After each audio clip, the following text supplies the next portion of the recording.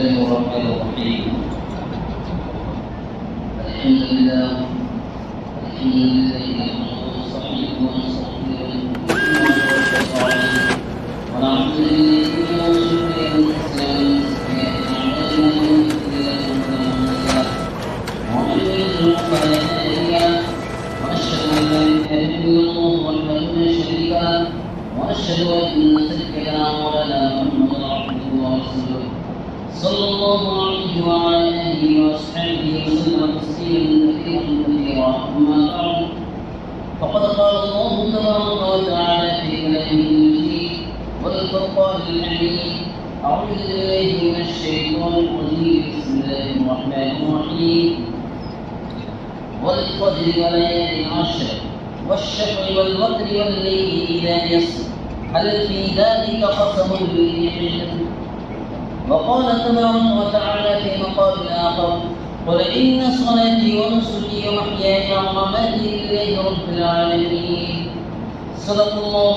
العظيم وصدق رسوله النبي الكريم ونحن على ذلك من الشاهدين والشاكرين والحمد لله رب العالمين. رب اشرح لي صدري ويسر لي أمري واحلل عقدة من لساني يفقهوا قولي. ربي زدني علما ربي زدني علما ربي زدني علما. سبھی کچھ ہو رہا ہے ترقی کے اس زمانے میں، سبھی کچھ ہو رہا ہے ترقی کے اس زمانے میں، مگر کیا قدر ہے پھر بھی آدمی انسان نہیں ہوتے. قابل قدر سامعین اکرام اور میرے عزیز دوستوں، میرے نوجوان ساتھیوں، سب سے پہلے تو ہم صلی اللہ رب العزت کا شکر ادا کرتے ہیں کہ اللہ تبارک و تعالیٰ نے ہمیں اور آپ کو اس جمعہ کی بابت مجلس میں جمعہ کی نماز سے پہلے تھوڑی دیر بیٹھنے کی توفیق نصیب عطا فرمائی ہے. میرے بھائیوں، میرے عزیزوں، یہ مہینہ ذوالحج کا مہینہ شروع ہو چکا ہے. ذوالحجۃ کا عوام کا مہینہ یہ شروع ہو چکا ہے اور ابتدائی 10 دن بہت ہی قابل مبارکباد ہیں.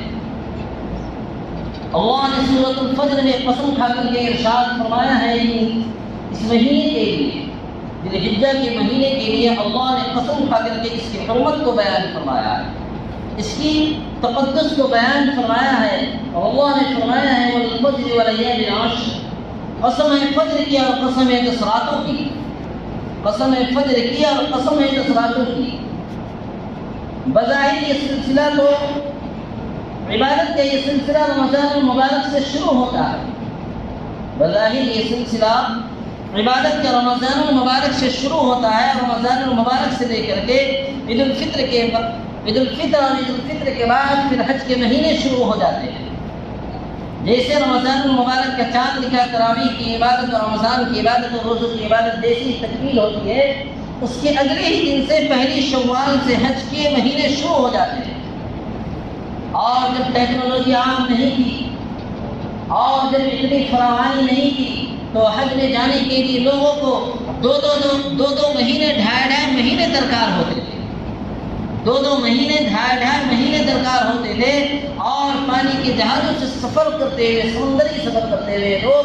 اللہ کے گھر کی زیارت کے لیے بیت اللہ تک وہاں تک پہنچتے تھے.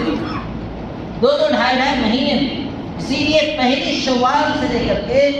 احرام باندھنا مستحب اور جائز قرار دیا گیا ہے کہ پہلی شوال سے اگر کوئی چاہے تو احرام کی نیت باندھ کر کے اور احرام کی نیت کر کے اور سفر شروع کر سکتا ہے. اور آخری جو 10 دن ہے ذوالحجہ کے 12ویں ذوالحجہ تک یہ پورے کے پورے یہ انجام پا جاتی ہے حج کے مہینے. یہ پورے حج کے ارکان یا 8 ذوالحجہ سے لے کر کے 12 ذوالحجہ تک پورے حج کے ارکان کی تکمیل ہوتی ہے ان 5 دنوں میں. تو اللہ تبارک و تعالیٰ نے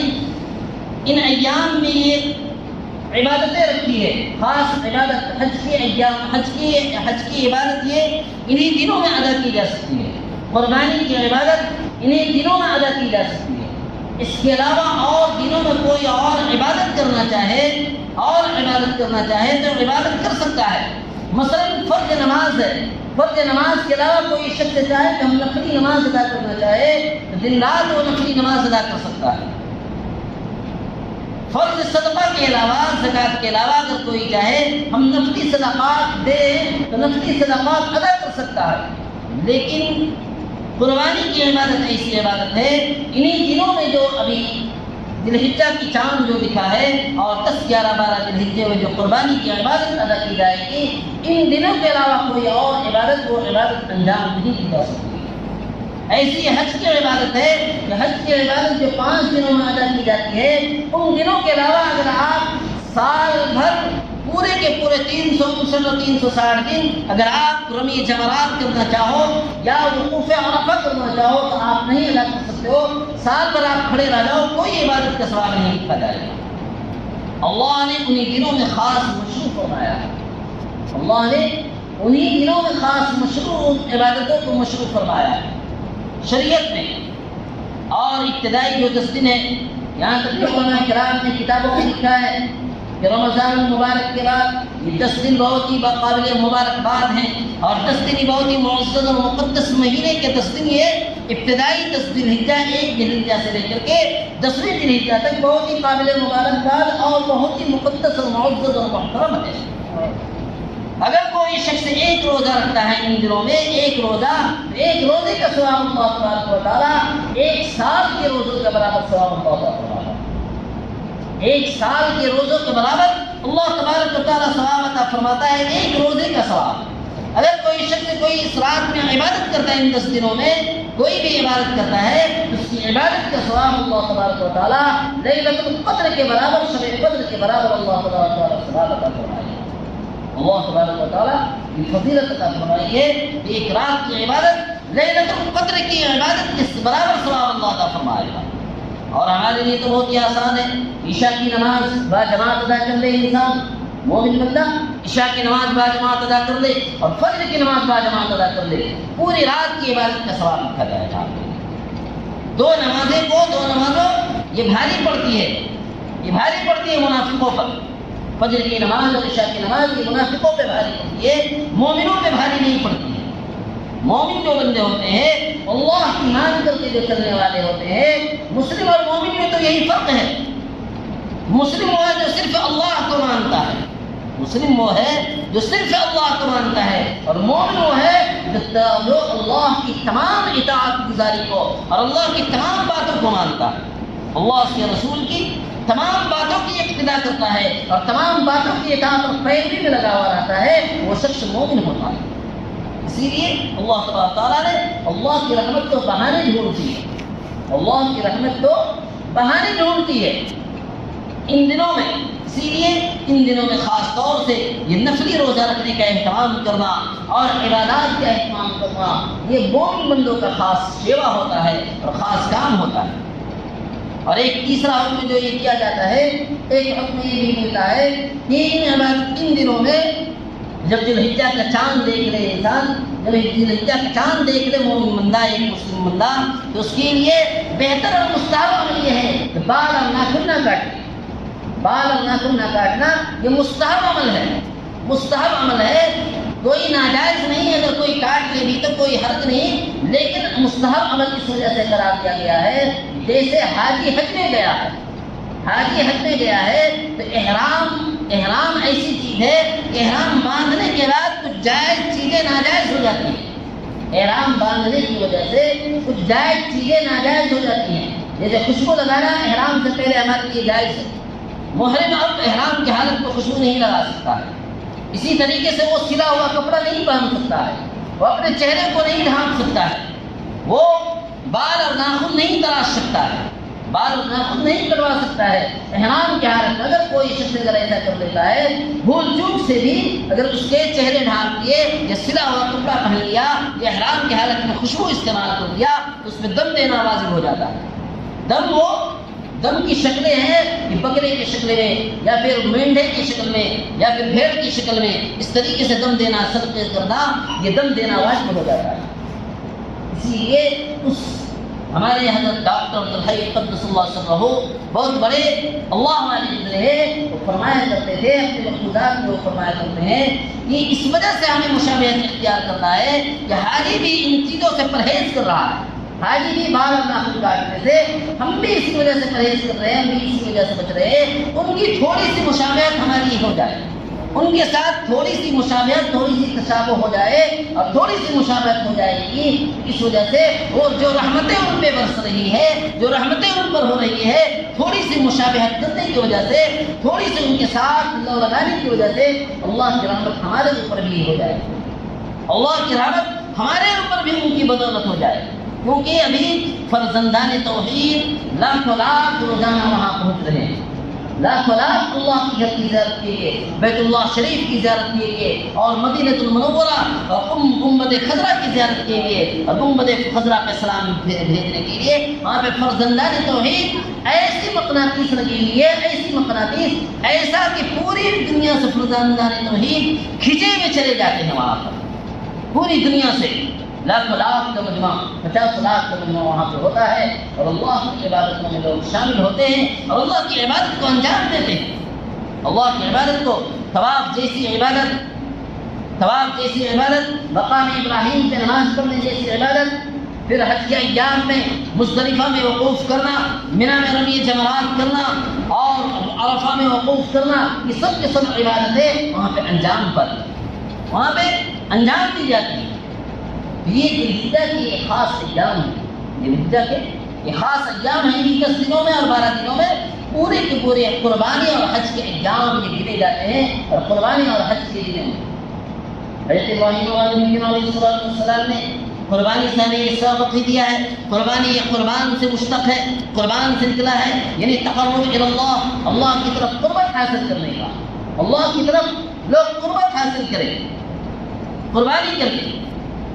لیکن صرف بکرے ذبح کر دینا یا کسی جانور کا ذبح کر دینا اور جانور کو ذبح کر کے پھر ہماری چھٹی ہو جائے، ایسی بات نہیں ہے۔ حضرت ابراہیم علیہ السلام کی زندگی آپ اٹھا کر کے دیکھیں گے، ان کی تاریخ ابراہیمی کو اٹھا کر کے دیکھیں گے، پوری زندگی ان کی قربانیوں سے بھری پڑی ہے، پوری زندگی ان کی قربانیوں سے بھری پڑی ہے۔ کبھی اپنے بیٹے نقل جگر کو قربان کرنے کو حکم دیا جا رہا ہے، کبھی اپنی بیوی ہاجرہ، اپنی محبوبہ کو چھوڑ کر کے بیاب و بیاض زمین میں چھوڑنے کو کہا جا رہا ہے، کبھی انہیں نان نمرود میں ڈال کر کے ان سے آزمائش لی جائے، ان کی آزمائش کی جا رہی ہے۔ نمرود نے آگ دہکوائی تھی اور کہا تھا کہ ابراہیم کو جلا کر خاک کر ڈالو، کیونکہ یہ ہمارے بتوں کو برا بلا کہتا ہے اور ہمیں خدا ماننے سے انکار کر رہا ہے، ہمیں خدا ماننے سے یہ انکار کر رہا ہے۔ اللہ نے نار نمرود کو جلوایا، لیکن اللہ نے اس آزمائش میں بھی ابراہیم علیہ السلام نے ایسی توکل اور ایسا ایمان اور ایسا یقین تھا، ان کا ایسا یقین تھا، ایک طرف جبریل امین آ گئے، ایک طرف آگ کے فرشتے آ گئے، ایک طرف پانی کے فرشتے آ گئے، سب فرشتے کے آپ خلیل اللہ علیہ السلام ہیں، آپ اللہ کے خلیل اور دوست ہیں، آپ حکم فرمائیں میں اس آگ کو نہیں سنا، اس تمام بستی والوں کو ہلاک و برباد کر دو اور اس تمام چیزوں کو ختم کر ڈالو۔ وہ کہتا ہے کہ رب جلیل، جو اس کا جلیل ہے وہ اپنے خلیل کو دیکھ رہا ہے، رب جلیل جو ہے وہ اپنے خلیل کو دیکھ رہا ہے اور اپنے خلیل کی ضرور مدد کرے گا۔ مجھے اللہ پہ ایسا توکل ہے اور اللہ کے توکل کی وجہ سے اللہ نے ایسی آگ کو ٹھنڈک بنائی جو رہتی دنیا تک کے لیے اور قیامت تک کے لیے۔ یہ قرآن مقدس میں آیت تلاوت کی جاتی ہے، قُلْنَا يَا نَارُ كُونِي بَرْدًا وَسَلَامًا عَلَىٰ إِبْرَاهِيمَ، ہم نے کہہ دیا کہ آپ ابراہیم کے لیے سلام کی ٹھنڈک بن جائے، قُلْنَا يَا نَارُ كُونِي بَرْدًا وَسَلَامًا، ٹھنڈک بن جائے، سلامتی بن جائے ابراہیم، سلامتی کے ساتھ ٹھنڈک، اتنی بھی زیادہ ٹھنڈک نہیں کہ اس سے انہیں نقصان ہو جائے، ایسی سلامتی کے ساتھ اللہ تبارک و تعالیٰ۔ تو اللہ تبارک و تعالیٰ نے یہ قربانی کا مہینہ ہر سال عید جو ہم کہتے ہیں کہ عید آ رہی ہے اور عید الاضحیٰ آ رہا ہے اور عید الفطر گزر گیا، تو عید کے معنی لوٹ کر کے آنا، آدھا یعود سے مشتق جو ہے عید کے معنی لوٹ کر کے اس وجہ سے آتی ہے کہ دو عبادتیں خاص مشہور ہیں۔ عید الفطر کی نماز اللہ تبارک و تعالیٰ کب دیتا ہے؟ جب رمضان جیسے مقدس مہینے کی عبادت کی تکمیل ہوتی ہے، رمضان جیسی مقدس مہینے کی جب تکمیل ہوتی ہے۔ اور عید الاضحیٰ کی عبادت کب اللہ تبارک و تعالیٰ فرماتے ہیں؟ جب حج جیسی عظیم الشان عبادت کی تکمیل ہوتی ہے، حج جیسی عظیم الشان عبادت کی تکمیل ہوتی ہے۔ 9 ذی الحجہ کو جو وقوف عرفہ کہتے ہیں، وقوف عرفہ کرتے ہیں حاجی لوگ، اگلے جمعہ کو وقوف عرفہ ہوگا، اگلے جمعہ کو وقوف عرفہ ہوگا، عرفات کے میدان میں 9 ذی الحجہ ہوگا. تو وقوف عرفات وہاں پہ ایک دن پہلے ہو جائے گا، ایک دن ہم پیچھے ہیں، وہاں پہ جمعرات ہی کو ہو جائے گا عرب کے اور مدینہ منورہ میں اس علاقے میں. لیکن ہمارے لیے 9 ذی الحجہ جو 9 ذی الحجہ کی جو دن ہوں گے وہ 9 ذی الحجہ جمعہ کا دن ہوگا. ان دنوں میں خاص عبادت جو اللہ تعالیٰ نے مشروع فرمائی ہے، خاص عبادت جو روزوں کی عبادت ہے. آدمی کی جتنی